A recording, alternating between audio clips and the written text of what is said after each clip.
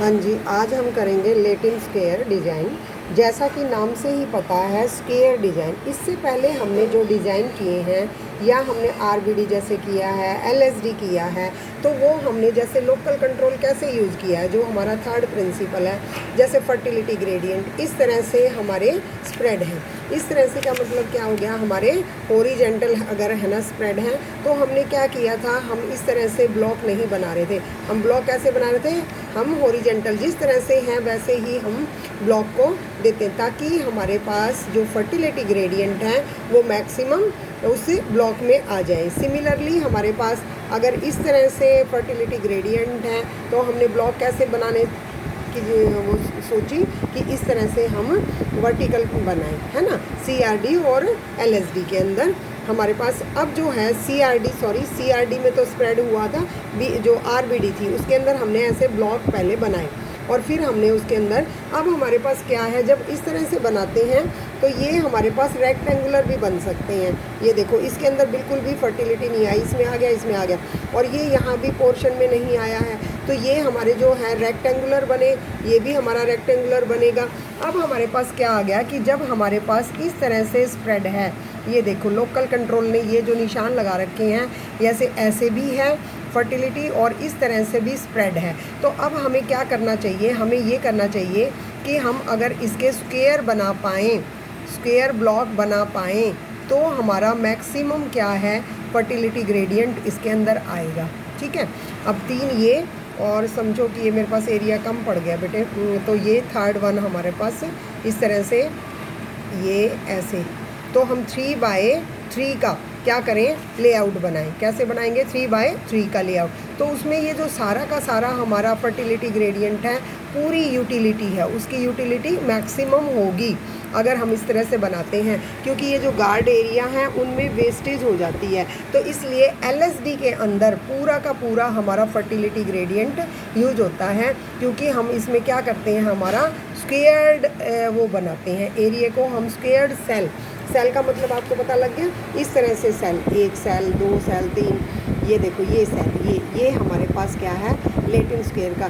जितनी हमारी रो है उतने ही हमारे कॉलम है, जितनी रो है। अब फर्टिलिटी ग्रेडियंट चाहे ऐसे हो चाहे कैसे हो, ये हमारे पास मैक्सिमम यूटिलिटी होती है एलएसडी में। पहली बात तो हम यही बताएंगे कि जो हमारी एलएसडी है उसकी क्या खासियत है, वो यही है कि वो लोकल कंट्रोल से मैक्सिमम फर्टिलिटी एरिया को कंट्रोल करती है, आरबीडी और सीआरडी की जगह मैक्सिमम एरिया को कवर करके और मैक्सिमम आउटपुट हमें प्रोवाइड करती है। और इसके बाद हमारे पास नेक्स्ट, जब हम अब जैसे इसमें से मैं एक बार, ये तो हमने लेआउट किया था कि किस तरह से करते होते हैं, अब मैं ये थोड़ा सा आपको एक्सप्लेन करके बताती हूँ कि जैसे आरबीडी में whole of the experimental area जो होमोजीनियस, पहले हम ब्लॉक्स में डिवाइड करते हैं, फिर उन पे हम रिलेटिवली जो हमारे जो ट्रीटमेंट है वो इम्पोज करते हैं block with in the block. ठीक है, अब हमारे पास जो रैंडमाइजेशन है वो सिलेक्ट होती है, 1 रिस्ट्रिक्शंस होती हैं, जो subject to 1 restriction, that is within block. हमारी रैंडमाइजेशन क्या है, विद इन ब्लॉक है, विद इन ब्लॉक हम वो कर सकते हैं। But in field experimentation it may happen the experimental exhibition fertility is strips hall, ये बता रहा है कि इस तरह से जिग जैग भी हो सकती है, ज़रूरी नहीं कि हमेशा हॉरिजॉन्टल और इस तरह से हो। ये तो हम आरबीडी बना देंगे, लेकिन इस तरह से हमारे पास नहीं है, हमारे पास इस तरह का एरिया है, तो we have to go proper for the Latin square design हमें बनाना पड़ेगा, जिसमें कि हमारे पास एरर वगैरह आने के चांसेस कम है और एरिया जो है फर्टिलिटी ग्रेडियंट जो है वो मैक्सिमम हमारा यूटिलाइज हो जाता है। और इस तरह से हम लोकल कंट्रोल को भी कर सकते हैं। लोकल कंट्रोल का मतलब क्या है, जहाँ पर हमारा जो गार्ड एरिया है वहाँ भी हमारे उग जाएंगे, क्योंकि गार्ड एरिया का मतलब खाली कोई भी एरिया नहीं रहेगा। मैक्सिमम आउटपुट आती होती है जब हम स्क्वेयर्ड हमारे पास एरिया को कवर करते होते हैं, और ये स्क्वेयर अगर होगा तो हर एक सेल भी उसी हिसाब से एक जैसी स्क्वेयर बनेंगी। तो अब हमारे पास एरर होने के चांसेस बहुत कम होते हैं। ठीक है, इसके अंदर एरर के चांसेस हमारे कम है। तो इसका मतलब क्या हो गया, लोकल कंट्रोल ने भी काम किया, रैंडमाइजेशन ने भी किया और रेप्लिकेशन ने भी, तीनों के तीनों डिज़ाइन के अंदर ये वाले जो प्रिंसिपल हैं वो यूज हो रहे हैं हमारे लेटिन स्क्वायर डिज़ाइन में। ठीक है। तो अब हमारे पास लेआउट में क्या कहता है, जब हमारे पास जितने नंबर ऑफ ट्रीटमेंट है उतने ही सेल होने चाहिए, उतनी ही रेप्लिकेशन होनी चाहिए, यानी ट्रीटमेंट 1 2 3 है और मेरे को 3 बार ही ये रिपीट कराने पड़ेंगे।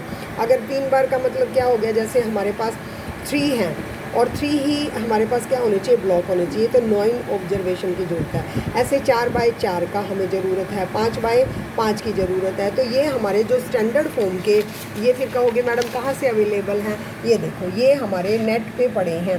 नेट पे कैसे, जैसे स्टैंडर्ड फॉर्म का ये अवेलेबल है। पहले तो हमने रैंडम नंबर टेबल यूज़ की थी आरबीडी में, बट यहाँ पर हमारे पास अवेलेबल हैं स्टैंडर्ड फॉर्म में बने हुए लेटिन स्क्वायर डिज़ाइन। जैसे 3 बाय 3 का मैं दिखाती हूँ। यहाँ पर देखो सी एक बार आया फर्स्ट रो में, देखो सेकंड में एक बार आया, थर्ड में। इसी तरह पहले कॉलम में एक बार सी आया है, कोई भी रिपीट नहीं है, 2 बार नहीं आया हुआ है। सिमिलरली ये देखो दूसरा डिज़ाइन है 3 बाय 3 का, यहाँ देखो एक बार भी आया, ये भी एक बार आया, ये भी एक बार आया। इधर रो, किसी भी रो और कॉलम में रिपीटेशन नहीं है। तो ये मैंने 3 आपको स्टैंडर्ड फॉर्म के लेटिन स्क्वायर डिज़ाइन बनाए हैं। तो इस तरह से हमारे बाकी भी 4 बाय 4 का, 5 बाय 5 का और मैक्सिमम 25 इंटू में 25, यानी कि हमारे पास केवल 125 यानी कि 25 बाय 25 का ही हमें मैक्सिमम ट्रीटमेंट अवेलेबल हैं। ऐसे नहीं हम अपनी मर्ज़ी से भी, तो इसमें रिस्ट्रिक्शंस होगी। इसकी रिस्ट्रिक्शंस क्या होगी, केवल 25 बाय 25, जबकि हमारे पास बाकी जो LSD वगैरह है, RBD है या CRD है, उसके हम कितने भी नंबर ऑफ़ ट्रीटमेंट यूज़ कर सकते हैं। सो लेटिन स्क्वायर डिज़ाइन हमेशा स्क्वेयर्ड होता है, जितनी रो होंगी उतने ही कॉलम होंगे, जितने ट्रीटमेंट होंगे उतने ही ब्लॉक होंगे, और इस तरह से मैक्सिमम फर्टिलिटी को यूज़ करता है। तो लेटिन स्क्वायर डिज़ाइन में M क्रॉस M का ही हमेशा क्या होता है, मैट्रिक्स फॉर्म में बनते हैं। तो M क्रॉस M में इसने 4 ले रखे हैं, देखो 4 बाय 4 का ले रखा है। अब 4 बाय 4 का जैसे दे रखा है, तो आप 3 बाय 3 का भी, 4 बाय 4 का भी ऐसे बना के दिखाओगे। एग्जाम्पल जैसे ये जो मैंने 3 के बनाए हैं ना, ये 1 2 3 ऐसे बना के दिखाओगे कि इस तरह से स्टैंडर्ड फॉर्म में बन सकता है। और इसमें हम पहले वाले पे चिट डाल दिया, तो ABC तो हमने लिख ही रखा है, तो A को यहाँ डाल देंगे ऑब्जर्वेशन को, B को यहाँ, C को यहाँ, फिर A को यहाँ। तो ये इस तरह से हमारा लेआउट बनेगा। ये देखो बुक वाले ने 4 बाय 4 का बना रखा है। कहीं से भी देखो आप, A एक बार ही आ रहा है, B एक बार ही आ रही है, हमें बनाने नहीं है। ये बने बनाए स्टैंडर्ड फॉर्म में हमारे पास अवेलेबल हैं, उनको उठाया और हमने अपना यूज़ कर लिया। ये फिशर और येट्स ने प्रोवाइड किया है, और उसके अनुसार मैं 25 कह रही थी, 25 नहीं 12 इंटू में 12, मैक्सिमम 12 इंटू में 144 ऑब्जर्वेशन ही यूज हो सकती है। अगर उसके ज़्यादा हमारे पास ट्रीटमेंट है, 12 ट्रीटमेंट से ज़्यादा हैं, तो हम इस स्क्वायर डिज़ाइन को यूज़ नहीं कर सकते हैं। ठीक है, तो ये इसकी बहुत सारी एडवांटेज भी हैं। एडवांटेज तो आप ये बताओगे, इसमें 3 वे एनालिसिस की तरह काम करता है, और ये RBD और उसके कंपैरिजन में ज़्यादा एफिशिएंट है।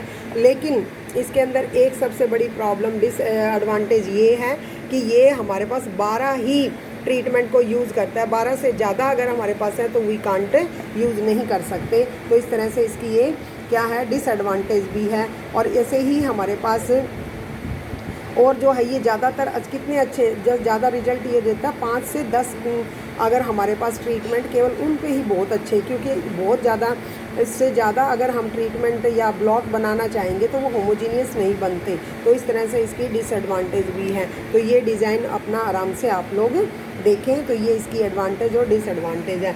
नेक्स्ट इसका आ जाता है स्टैटिस्टिकल एनालिसिस, यानी कि मैथमेटिकल मॉडल।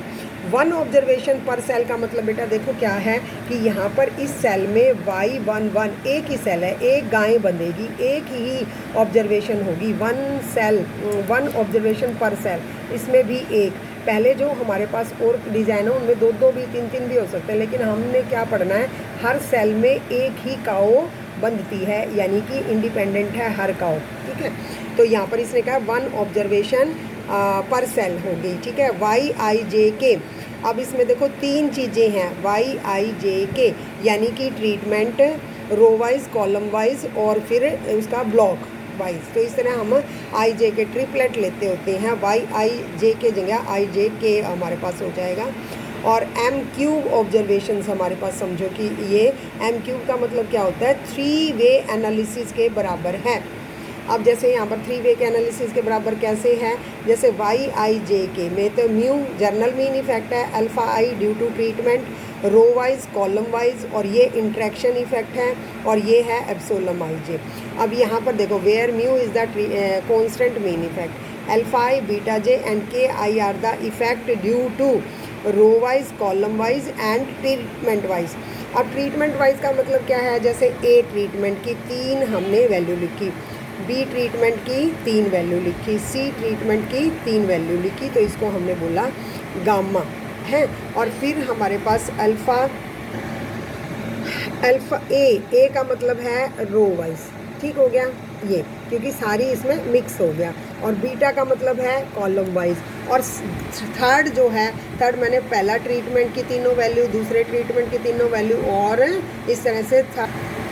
तो इस तरह से आप यहाँ तक आज अपना कर लीजिए, कल मैं इसको और एक बार अच्छे से आपको करवाती हूँ। वैसे ये आपको समझ आ जाना चाहिए, alpha I, beta J and this is treatment, अलग से ट्रीटमेंट, क्योंकि ये देखो row wise variation, column wise variation and third हमारे पास है।